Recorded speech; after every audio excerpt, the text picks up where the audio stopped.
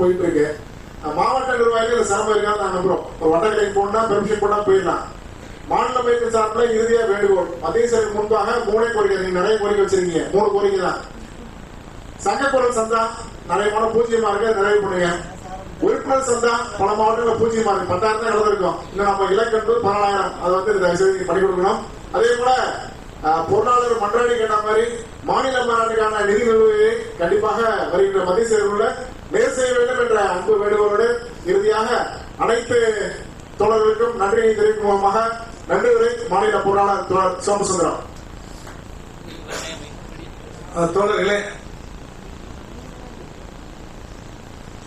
இப்பயும் பாருங்க பொதுச்செயலாளர்கள் மாநில நிர்வாகிகளுக்கு அடுத்ததாக சங்க கட்டடத்தில் மாநில நிர்வாகிகள் கூட்டம் இருக்கு. அனைவரும் கிளம்ப மாட்டாங்கன்னு நினைக்கிறேன். ஓகே தோழர்களே, வெஜ் இருக்கு, நான்வெஜ் இருக்கு, தயிர் செய்து சாப்பிட்டுட்டு போ. நம்ம வந்து எஸ்டிமேட் நிறைய பண்ணிருக்கிறோம்.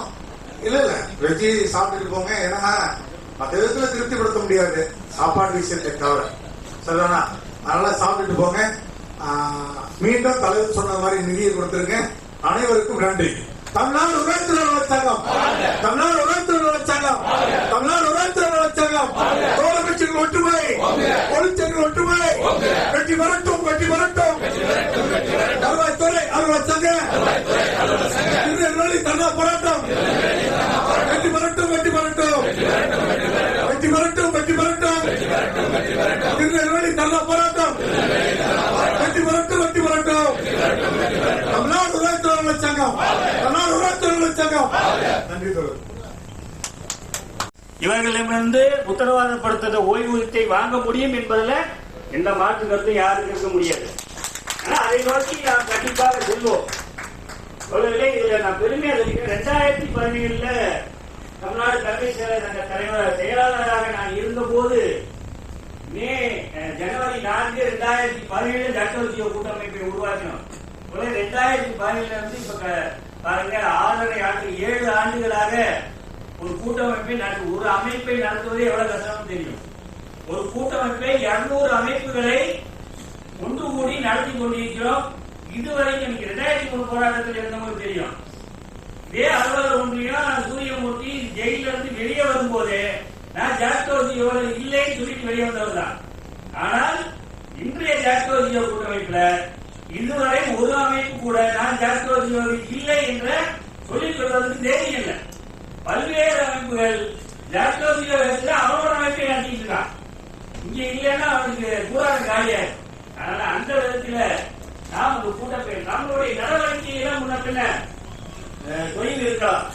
இருந்தாலும் ஒரு போராட்டத்தை எந்த நேரத்தில் திட்டமிட வேண்டும் என்பதை மனத்தில் வைத்துதான் நாம் போராட்டத்தை இப்ப பாராளுமன்ற தேர்தலுக்காக எதுக்காக ஊற்றி வச்சோம்னா, பாராளுமன்ற தேர்தல் இதைவிட ஜனநாயக கடமை, இந்திய ஜனநாயகத்தையும் மதச்சார்பின்மையும் காப்பாற்ற வேண்டும் என்ற அடிப்படையில ஒரு முடிவு எடுத்தோம்.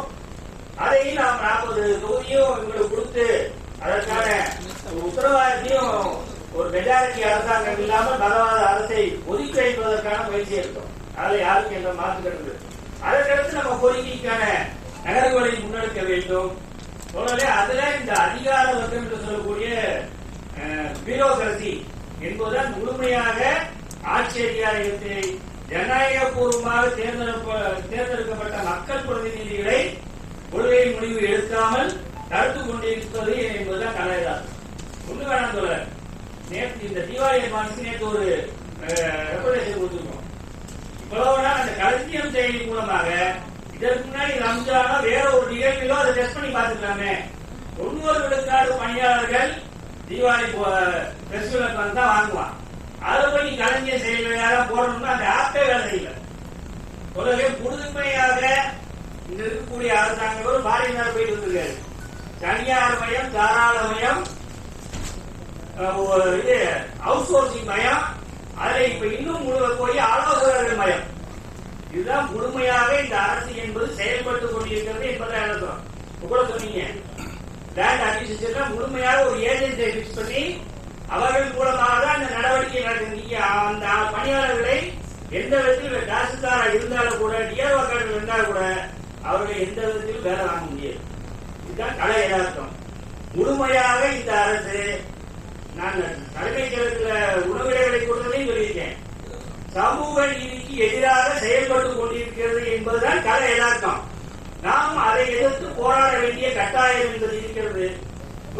CND கேட்டகரியை முழுமையாக, அதிலும் குறிப்பாக டி கேட்டகரியை முழுமையாக ஒழித்து கட்டக்கூடிய வேலையை 100 விழுக்காடு ராக்கெட் வேகத்தில் இந்த அரசாங்கம் செய்து கொண்டிருக்கிறது. சொல்லலே டி கேட்டகரி எடுக்கலைன்னா சமூக நீதி என்பது எல்லாரும் பாதுகாக்கப்படாது.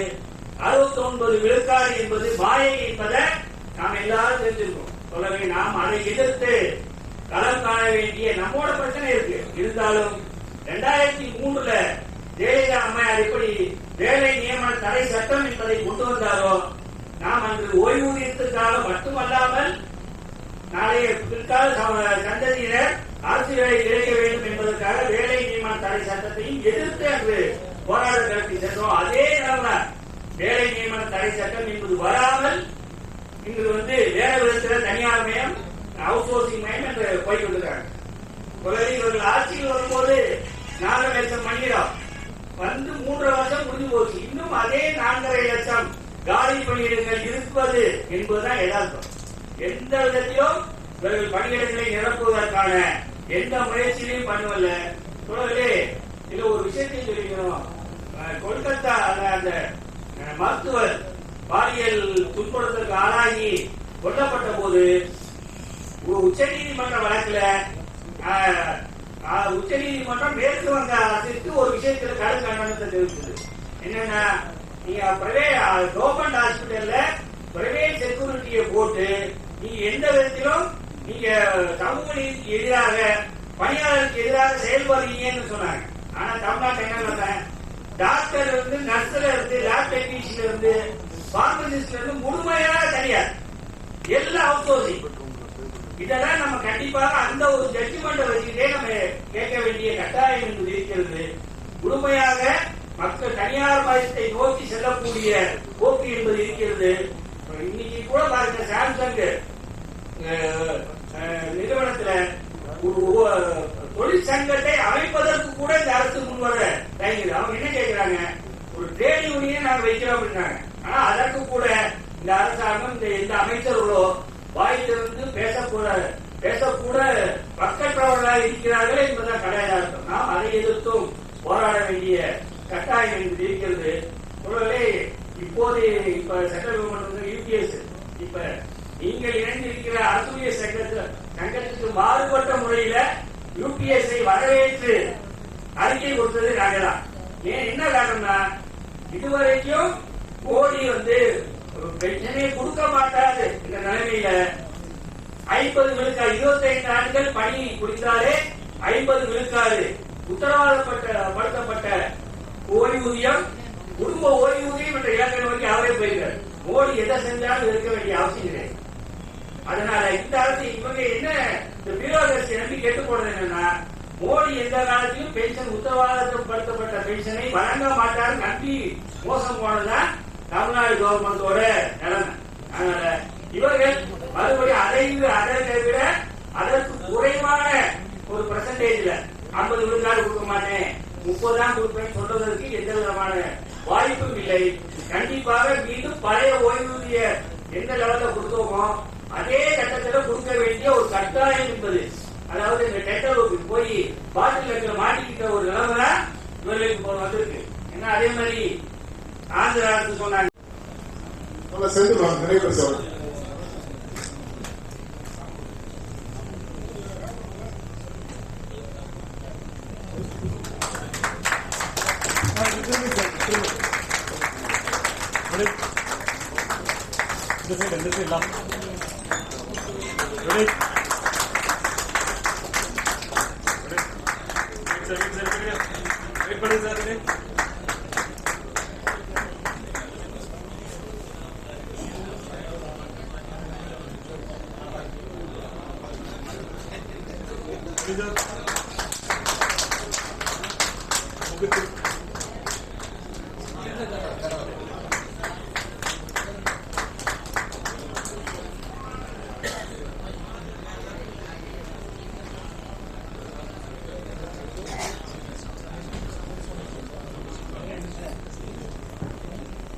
நேரத்தின் அருமை கருதி நான் 2 நிமிடங்களிலே என்னுடைய பதிவை முடித்தான்.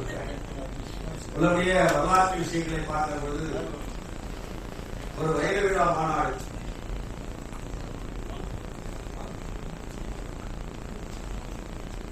இந்த வைர விழா மாநாட்டில் பிரதிகள் மாநாட்டில் கலந்து கொண்டு எனக்கு வாய்ப்பு பேசுவதற்கான வாய்ப்பையும் அதைத் தொடர்ந்து பொது மாநாட்டிலும் நான் கலந்து கொண்டு இந்த ஊர்ந்து இந்த 2 நாள் நிகழ்ச்சிகளையும் நமக்கு அமைத்தவர். வரலாற்றில் பல விஷயங்களை பதிவு செய்கிற அளவில் இத்தகைய அறிவிப்பு நிறைவு செய்கிற இந்த கூட்டத்திற்கு தலைமை பொறுப்பை கடந்தவர்களுடைய அறிவிப்போட தலைவர் அவர்களே, சங்கத்துடைய நிகழ்வுகளெல்லாம் விலக்கி பேசக்கூடிய பொதுச் செயலாளர் அறிவித்தோழர் அவர்களே, சங்கத்தினுடைய நிதி எப்படி பாதுகாக்கப்படும் அதனுடைய அவசியம் குறித்து பேசக்கூடிய பொருளாளர் அறிவித்தோழர் அவர்களே, இங்கே மேடையிலே வீட்டிருக்கக்கூடிய அனைத்து மாநில பொறுப்பாளர்களே, முன்னாள் மாநில பொருளாளர் ஐயா ஜி அவர்களே, இங்கே ஆக்கப்பூர்வமாக கலந்து கொண்டுள்ள அத்தனை தோழர்களுக்கும் முதற்கண் வணக்கத்தை தமிழ்நாடு வருவாய் கிராம சங்கத்திற்கு சார்பில் தெரிவிக்கிறேன். தொடர்ந்து இன்னைக்கு உங்களுடைய மாநாடு ஒரு வரலாற்றை பதிவு செய்யக்கூடிய மாநாடாக வருவாய்த்துறை அலுவலர் சங்கத்தினுடைய மாநாடு அமைந்தது என்பதை நான் நேரடியாக பார்த்தேன். ஏன்னா இன்னைக்கு இருக்கக்கூடிய இளைஞர்கள் வரலாற்றுல எப்படி பெற்றிருக்கக்கூடிய இவ்வளவு உரிமைகளும் எப்படி நமக்கு கிடைத்தது என்கிற விஷயங்கள் எவ்வளவு பேருக்கு தெரியும் தெரியாது. ஆனால் இன்னைக்கு திரும்ப திரும்ப மரியாதைக்குரிய அந்த வரவேற்பு தலைவராக இருந்த அறிவித்தோடர் தலைமை சங்கத்தினுடைய தலைவர் அவர்கள் பேசிய போது பழைய முறையிலான ஓய்வூதியம் என்பது இன்னைக்கு எப்பேற்பட்ட நிகழ்வு. 2003க்கு பிறகு பணிக்கு வந்தது நம்ம குற்றமா? ஒரு அரசு ஊழியராக 20 ஆண்டுகள் 25 ஆண்டுகள் பணி பார்த்துவிட்டு ஓய்வு பெறுகிற பொழுது அவர்கள் கௌரவமாக வாழ்க்கை நடத்த வேண்டும் என்று சொன்னார். ஓய்வூதியம் எவ்வளவு முக்கியம் என்பதை நம்முடைய முன்னோர்கள் அறிந்து அந்த ஓய்வூதியத்தை போராடி பெற்றுக் கொடுத்த அந்த உரிமை இன்றைக்கு அது நம்மளுக்கு கைவிட்டு போயிருக்கு என்று சொன்னார். இதெல்லாம் வேடிக்கை பார்க்க முடியாதவர்களே, வரலாற்றை ஒரு தெரிவிப்பார்கள். 2003 அறிவித்தோழர் அவர்கள் சொன்னது நினைவு வந்துச்சு.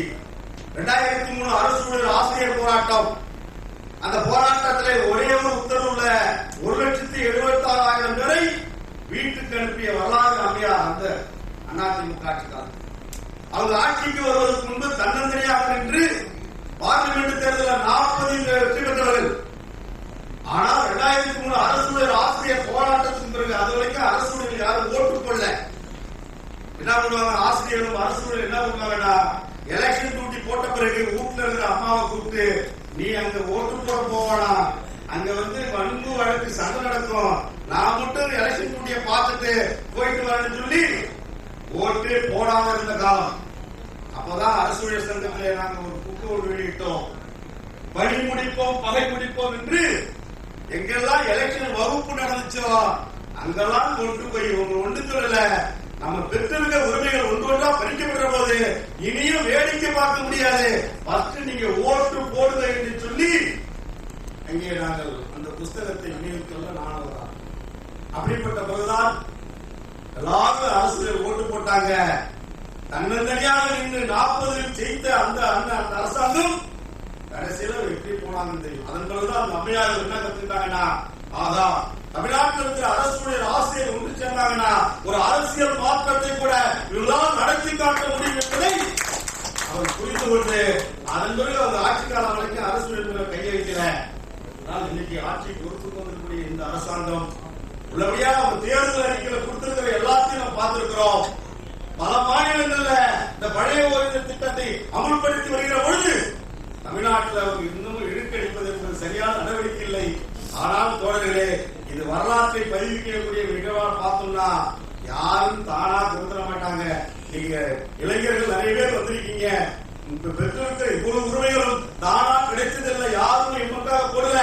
மாறாக வீரம் செறிந்த போராட்டமும் தியாகமும் தான் இப்படிப்பட்ட இடத்தில் கொண்டு வந்திருக்கு. அந்த திசையை நோக்கி நம்ம போக வேண்டும். இந்த வருவாய்த்துறை அலுவலர் சங்கம் அதை நோக்கி போகிறது. கிட்டத்தட்ட ஒரு 25 ஆண்டுகளுக்கு மேலாக இந்த சங்கத்துடைய நடவடிக்கை ஊர்ந்து கவனித்தவர். நடைமுறையில் வருவாய்த்துறை அலுவலர் சங்கத்திற்கும் வருவாய் கிராம சங்கத்திற்கும் இனவரியான ஒரு உறவு உண்டு. அது நீண்ட இடைவெளிக்கு பிறகு இந்த உறவு புதுப்பிக்கப்பட்டிருக்கு. அந்த உறவு எங்களோடு நீங்க இருப்பீங்க. சாதாரணமா தோழர் தலைவர் சொன்னார், இன்னைக்கு கருணை அடிப்படையில் வாரிசுக்கு வேலை எல்லாருக்கும் 25 விழுக்காடு இருந்து 5 விழுக்காடாக இன்னைக்கு குறைச்சிட்டாங்க. ஆனால் வருவாய் கிராம ஊழியர் 4 கிராம உதவியாளர்கள் பெற்று வந்தது சிறப்பு காலமுறை ஊழியத்தில் இருக்கிறவங்களுக்கு இனிமேல் கருணை அடிப்படையில் வாரிசுக்கு வேலை இல்லை என்று உத்தரவு போட்டாங்க. ஆனால் வருவாய்த்துறை அலுவலர் சங்கம் வேடிக்கை பார்க்கல. தமிழ்நாடு முழுவதும் நடந்த மாவட்ட மாநாடுகளிலே இதை தீர்மானமாக போட்டு கிராம உதவியாளர்களுக்கு அந்த கருணை அடிப்படையில் வாரிசுக்கு வேலை கொடுக்க வேண்டும் என்று உணர்வுபூர்வமாக பேசிய அமைப்பு. இன்னைக்கு கூட தலைவர்களெல்லாம் எங்களை அழைத்து நீங்க கவலைப்படாதீங்க, மிகப்பெரிய நமது போராட்டத்திற்கு எந்த நிகழ்வுக்கும் ஒரு விடுதலையாக இருக்கும். அதுபோல மாவட்ட அளவிலும் அந்த அமைப்பை வலுப்படுத்த வேண்டும். அதே போல வாரிசு வேலை நீங்க 25% 5% இன்னைக்கு இல்லைன்னு சொல்லாம அது மறைமுகமா அந்த 5% சொல்லியிருக்காங்க. அதை நம்ம கோர்ட்டு மூலமாவது நம்ம கடுமையா போராடி அதை மீண்டும் பெற முயற்சிக்க வேண்டும் என்று கேட்டுக்கொள்கிறேன். மாநில மாநாட்டிற்கு மாநில பொருளாளர் சொன்ன மாதிரி அனைத்து மாவட்டங்களும் அனைத்து உதவிகள் நம்மளால முடிஞ்ச ஏறத்தாழ நான் அவங்க போட்டு லிஸ்ட பார்க்கும்போது 80 லட்சத்துக்கு மேல அப்ப மாநாட்டுக்கே வந்துச்சு. அந்த அளவுக்கு ஒவ்வொருத்தரும் ஒரு உறுதுணையாக நல்ல ஒத்துழைப்பை அனைத்து மாவட்ட நிர்வாகிகளும் தந்துள்ளார்கள் என்றுதான் நான் கருதுகிறேன். அதே போல எந்த முயற்சி எடுத்தாலும் அந்த முயற்சிக்கு எல்லா முயற்சிக்கும் தமிழ்நாடு வருவாய்த்துறை சங்க சிவகங்கை மாவட்ட மையம் உறுதுணையாக இருக்கும் என்று கூறி வாய்ப்புக்கு நன்றி கூறி விடைபெறுகிறேன். வணக்கம்.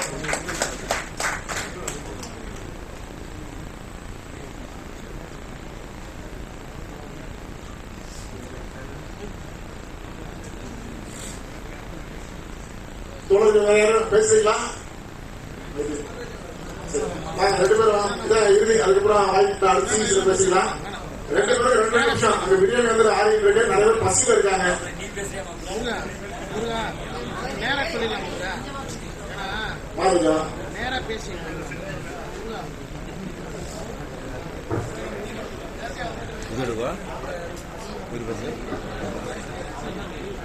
அனைவருக்கும் தமிழ்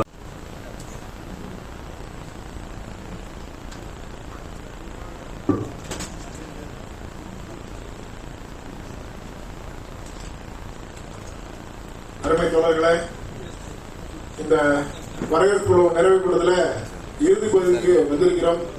தொடர்ல இந்த கூட்டத்தில் 3 மாவட்டங்களின் பங்கேற்பு இல்லை. விழுப்புரம், திருப்பத்தூர், புதுக்கோட்டை. விழுப்புரம் வந்துவிடுகிற தகவல் தோழர்களே, மற்ற 35 மாவட்டங்கள் இந்த நிறைவு கூட்டத்தில் பங்காற்றி இருக்கிறார்கள். என்ன சொன்ன மாதிரி ஒரு மனநிறைவோடு நடத்தக்கூடிய கூட்டம். ஒரு சாதாரண விஷயம் கிடையாது.